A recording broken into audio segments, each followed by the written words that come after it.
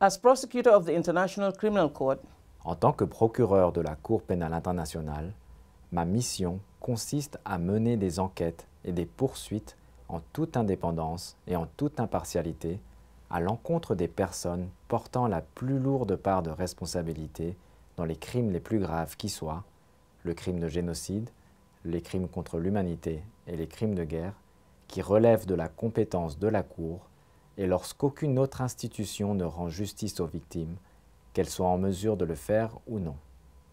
Mon objectif est de faire jaillir la vérité et de mettre un terme à l'impunité des auteurs des crimes commis à grande échelle. Ce faisant, j'espère pouvoir apporter un peu de réconfort aux survivants, redonner de la dignité à ceux dont la vie a été brisée par des atrocités et honorer la mémoire de ceux dont l'existence a connu une fin brutale. Mon bureau suit avec angoisse les événements tragiques qui ébranlent la Centrafrique depuis 2012. J'ai fait part publiquement, à plusieurs reprises, de ces préoccupations et j'ai indiqué clairement que je n'hésiterai pas à poursuivre les auteurs présumés de crimes relevant de la compétence de la Cour. En déférant la situation en Centrafrique à la CPI, s'agissant de crimes présumés commis depuis août 2012, les autorités centrafricaines ont démontré qu'elles étaient déterminées à demander des comptes aux auteurs de crimes à grande échelle et à rendre justice aux victimes, les hommes, les femmes et les enfants de ce pays.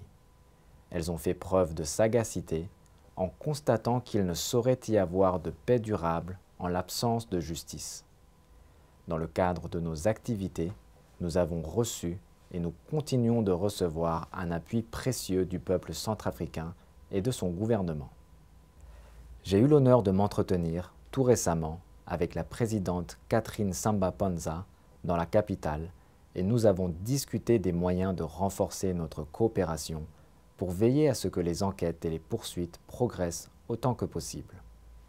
Je souhaite saisir cette occasion pour adresser mes sincères remerciements pour cette aide cruciale et pour l'accueil chaleureux qui nous a été réservé, à moi-même et aux membres de ma délégation, et pour l'hospitalité dont vous avez fait preuve à notre égard lors de cette visite, la première que j'effectue sur cette terre hospitalière en tant que procureur de la CPI. Plus tôt dans la journée, j'ai également rencontré le Premier ministre, le président du Conseil national de transition et les ministres de la Justice, de la Défense et de la Sécurité publique. Les échanges que nous avons eus ont été fructueux et constructifs et ouvrent la voie à une collaboration accrue entre mon bureau et le gouvernement centrafricain.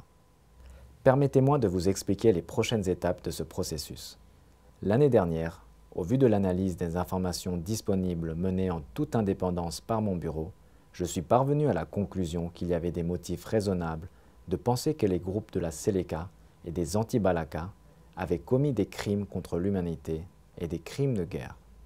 Par conséquent, le 24 septembre 2014, j'ai annoncé l'ouverture d'une deuxième enquête dans le cadre de la situation en Centrafrique. Cette enquête parallèle, qui portera sur des actes commis par les deux camps, a déjà démarré et mes enquêteurs ont recueilli des éléments de preuve et continuent de le faire. Je sais que certains s'intéressent de très près aux détails et aux résultats de nos enquêtes. Celles-ci sont menées dans le plus strict respect de la confidentialité. Cette condition est nécessaire non seulement pour faciliter le recueil et la préservation des preuves, mais aussi pour veiller à ne pas mettre en danger ceux avec qui nous sommes en contact dans le cadre de notre travail. Nous agissons avec la plus grande prudence et minutie dans le cadre de nos enquêtes, conformément au nouveau plan stratégique de mon bureau. Je tiens également à souligner que nous menons, sans exception, nos enquêtes en toute indépendance et en toute impartialité. Nous sommes guidés par ces mêmes principes au fur et à mesure que nous progressons dans nos enquêtes sur la situation en Centrafrique. La justice ne peut être rendue à la hâte. Nous continuerons à enquêter de manière rigoureuse et au moment opportun, nous identifierons ceux qui, au vu des preuves que nous détenons, sont les principaux responsables des crimes les plus graves perpétrés en Centrafrique. Notre action n'est guidée que par la loi et les éléments de preuve dont nous disposons. Les personnes qui, au vu de ces preuves, seront les principaux responsables de ces crimes seront traduites en justice. Je continue d'être très préoccupé par la précarité de la situation en matière de sécurité dans ce pays et par les graves violences et les crimes qui se poursuivraient à l'encontre des civils. Mon bureau continue d'être saisi de la question et de surveiller ces actes qui lui sont rapportés dans le cadre de ces enquêtes en cours. Je vous le répète, ces crimes doivent cesser. Ceux qui commettent des meurtres, des pillages, des viols ou d'autres crimes atroces doivent répondre de leurs actes répréhensibles. Au peuple centrafricain, je fais cette promesse. Mon bureau mettra tout en œuvre pour mener des enquêtes et des poursuites contre les principaux responsables de ces crimes odieux et prend des mesures pour que justice soit rendue aux victimes. En outre, nous soutiendrons les mécanismes judiciaires mis en place à l'échelle nationale et destinés à permettre des enquêtes et des poursuites complémentaires à l'encontre d'autres auteurs de crimes à grande échelle.